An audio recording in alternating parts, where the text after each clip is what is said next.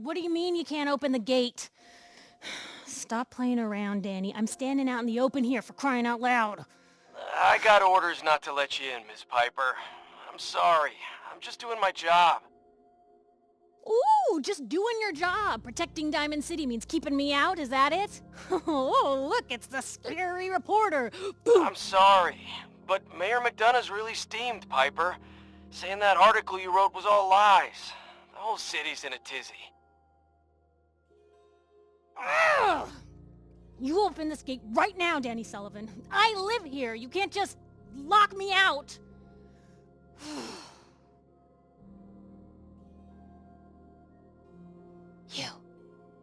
You want into Diamond City, right? I just got here, but yeah.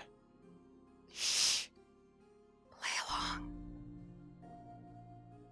What's that? You said you're a trader up from Quincy? You have enough supplies to keep the general store stocked for a whole month? You hear that, Danny? You gonna open the gate and let us in, or are you gonna be the one talking to crazy Myrna about losing out on all the supply? Jeez, all right. No need to make it personal, Piper. Give me a minute. Better head inside quick before old Danny catches on to the bluff.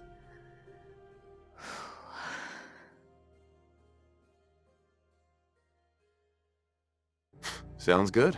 Let's go. Another great day in Diamond City.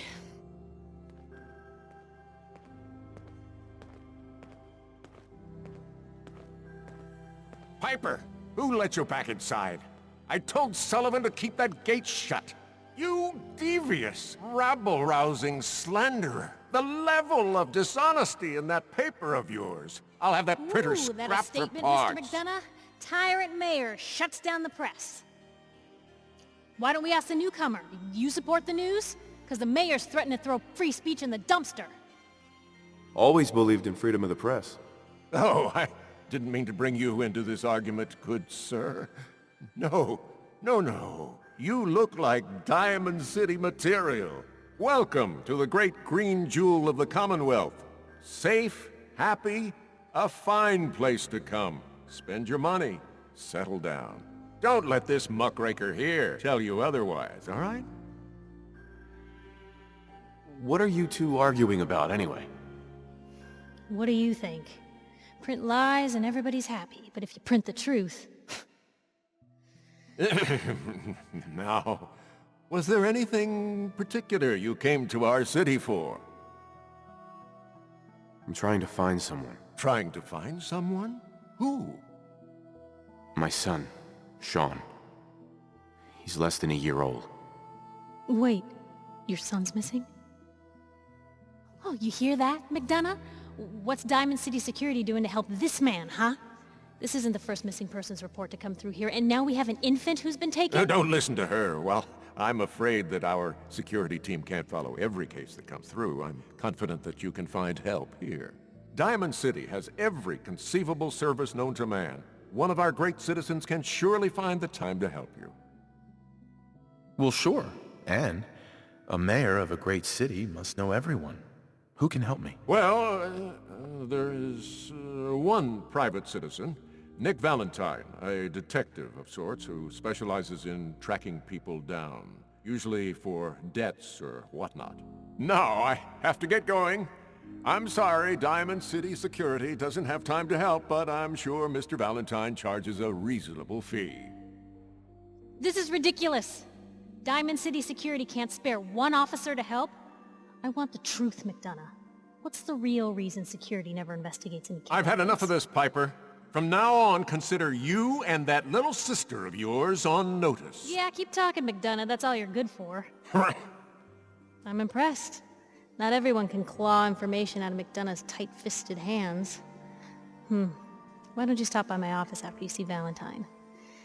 I think I just found my next story.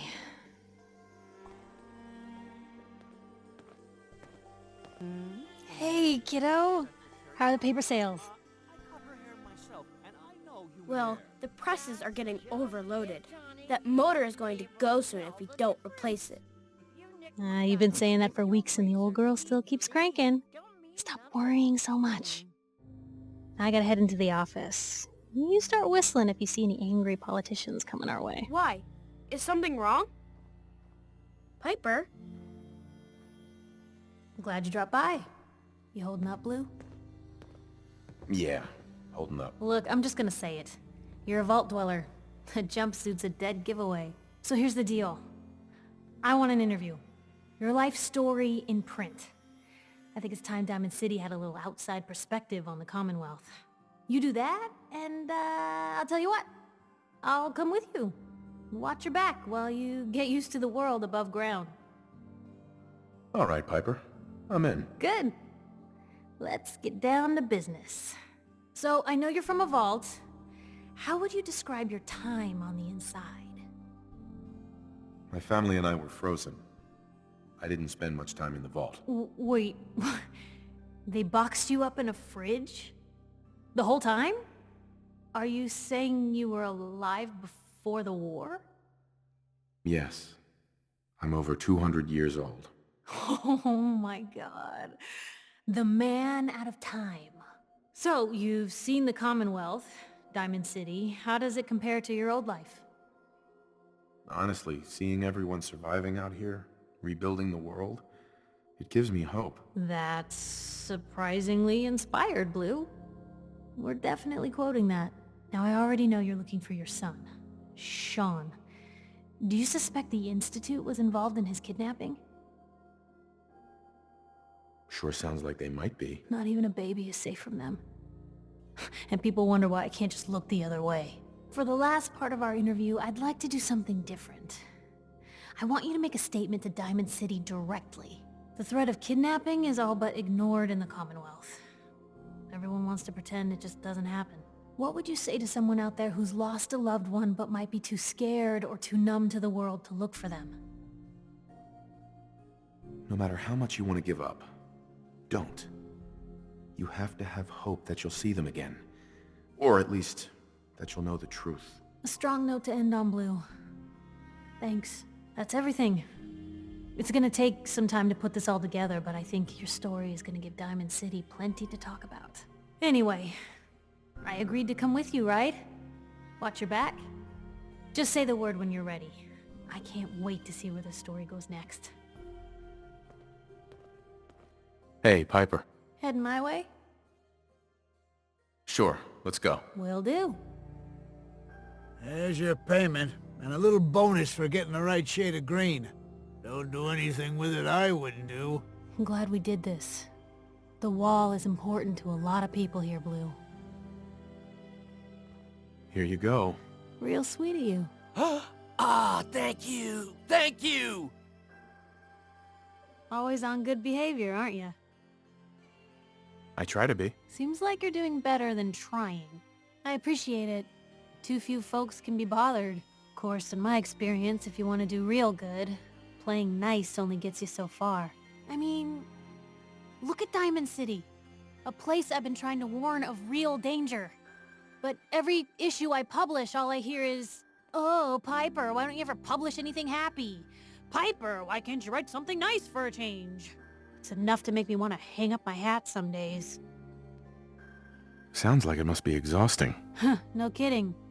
But people, they deserve to know the truth.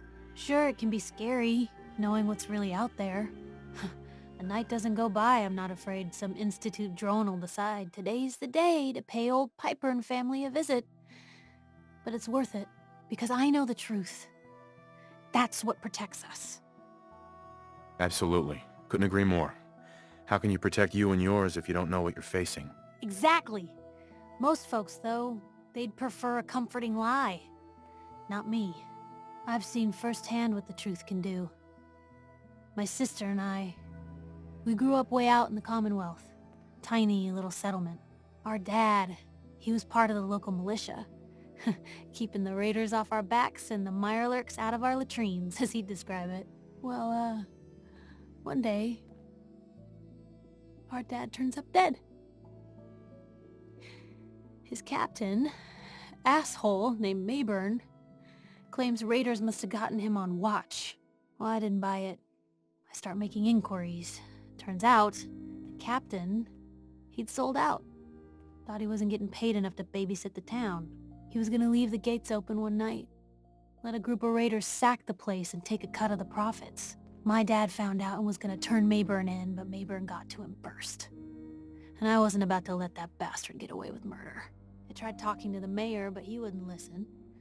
So, I papered the entire town in posters. Wanted for gross dereliction of duty, Captain Mayburn.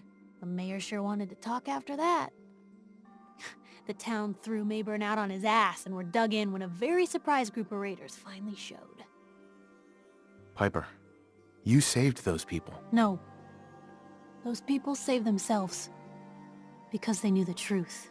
But hey, I'm sorry if I've been rambling. I just get fired up sometimes. It's just nice to talk to someone who actually seems to get it, you know? So, should we head out? Okay, I'll do it. It's gonna be a lot of responsibility, but I know you'll make this place better. Good. Good. Welcome aboard. Hey, Piper. You really do have a talent for finding trouble, don't you? I suppose so. Hey, I'm not one to judge. Honestly, it's just nice to not be doing it alone for a change. In my line of work, things tend to get pretty hairy. I've been shot at, poisoned, nearly executed. Heck, until recently they called the lockup in Diamond City the Piper Suite. Anything for a story, I suppose. You've led an exciting life. Sure have. But honestly, now that I'm out here with you, I feel like I'm just getting started. Getting in trouble is what folks like us do. I mean, you and I are out here putting ourselves at risk so people in the Commonwealth can have a chance at a better life. Not for praise or reward or glory, but because it's right. I just wanted to let you know I'm real happy to be along for the ride. I wouldn't want it any other way. I like having you close. Oh, thanks, Blue. That's awfully sweet and unexpected of you. So you want to get out of here? I love the song. It was perfect. Real great set this evening, ma'am. Of songs, that is.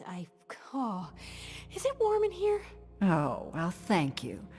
A girl tries her best. Then let's go find your home. You don't need to worry anymore.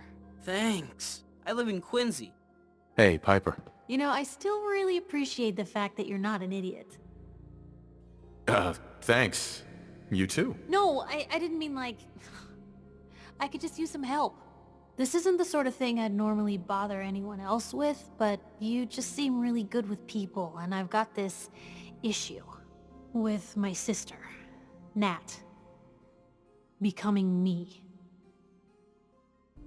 All right, what's the issue? I'm just terrified she's gonna start taking up like her big sis. I mean, think about the life we lead. No offense intended, Blue, but personal safety doesn't exactly seem like either of our strong suits.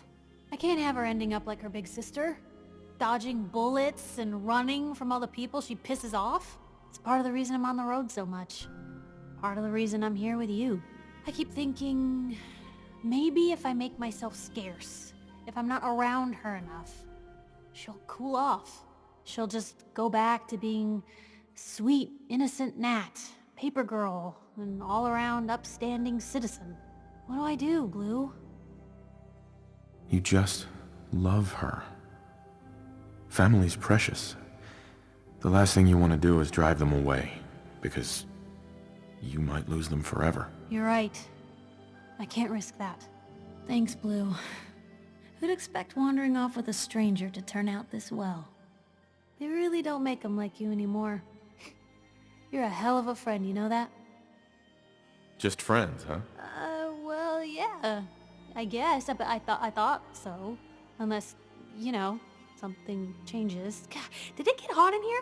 But hey, thanks again for listening. It's a real weight off my chest to be able to talk it out with someone. So, you wanna hit the road? Good on you for trying to make the world better. I've heard crazier plans to do it.